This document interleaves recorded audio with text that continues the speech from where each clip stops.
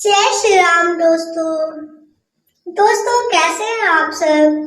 उम्मीद करते हैं आप सभी अच्छे होंगे। तो दोस्तों आइए आज के वीडियो में हम आपको बताएंगे रामायण काल में प्रभु श्री राम की बनाई हुई इन 5 चीजों का कलयुग भी है गवाह। इनमें से एक का नाम बदल दिया गया है। तो आइए जानते हैं भगवान द्वारा बनाए हुए जगहों के नाम। भगवान राम ने त्रेता युग में ऐसी कई चीजें बनवाई थी जो आज कलयुग में भी मौजूद है।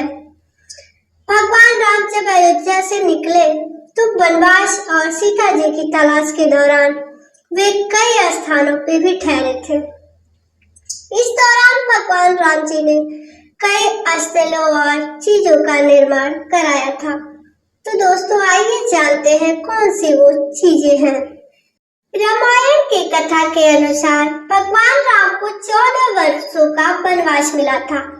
जब राम जी अपनी पत्नी सीता और भाई लक्ष्मण के साथ अयोध्या से निकले तो इन समय वे कई स्थानों से गुजरे जहां उन्होंने समाज कल्याण के लिए कई कार्य कराए। विशेषकर जब रावण माता सीता का हरण करके लंका में ले गया तो श्री राम माता सीता की तलाश में और उन्हें वापस लाने के लिए कई स्थानों पे गए थे जहां ठहरकर उन्होंने कई चीजों का निर्माण भी कराया। त्रेता युग में बनी हुई ये चीजें आज भी कलयुग में प्रसिद्ध हैं। तो जानते हैं भगवान श्री राम की बनाई हुई 5 चीजें कौन सी हैं। रामेश्वरम मंदिर। रामायण की कथा के अनुसार श्री राम जब लंका पर चढ़ाई करने के लिए निकल रहे थे तो उससे पहले श्री रामचंद्र जी ने रामेश्वरम में शिवलिंग स्थापित करके भगवान शिव की पूजा की थी। इसका अर्थ यह है कि रामेश्वरम में सबसे पहले भगवान श्री राम ने ही शिवलिंग स्थापित किया था। आज भी रामेश्वरम प्रसिद्ध धार्मिक स्थल है। कुंडों का निर्माण। वनवास के दौरान वन में जल की समस्या को दूर करने के लिए श्री रामचंद्र जी ने वर्षा के जल को संग्रहित करने के लिए कई कुंडों का निर्माण किया था। आज भी भारत की अलग अलग जगहों पर बने कुंडों को सीता कुंड और लक्ष्मण कुंड के नाम से भी जाना जाता है। गुफाएं। रामायण की कथा के अनुसार अयोध्या छोड़ने के बाद श्री रामचंद्र जी चित्रकूट और नासिक में भी ठहरे थे।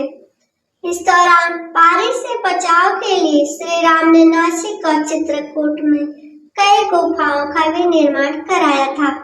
आज भी चित्रकूट और नासिक में कई प्राचीन गुफाएं त्रेता युग के साक्षी हैं।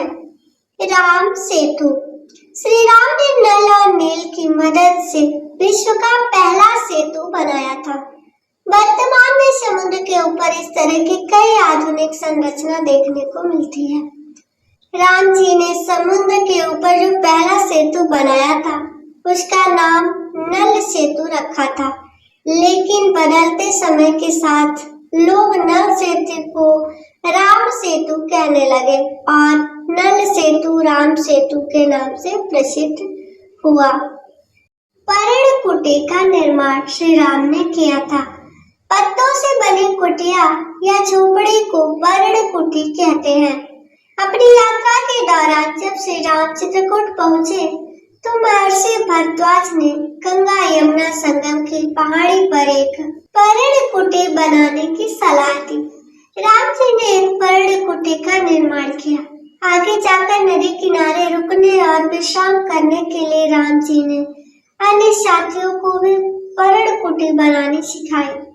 कलयुग के या आधुनिक युग में भी नासिक, श्रीलंका आदि स्थानों पर पर्णकुटी देखने को मिलती है जिन्हें सर्वप्रथम श्री रामचंद्र जी ने बनाया था।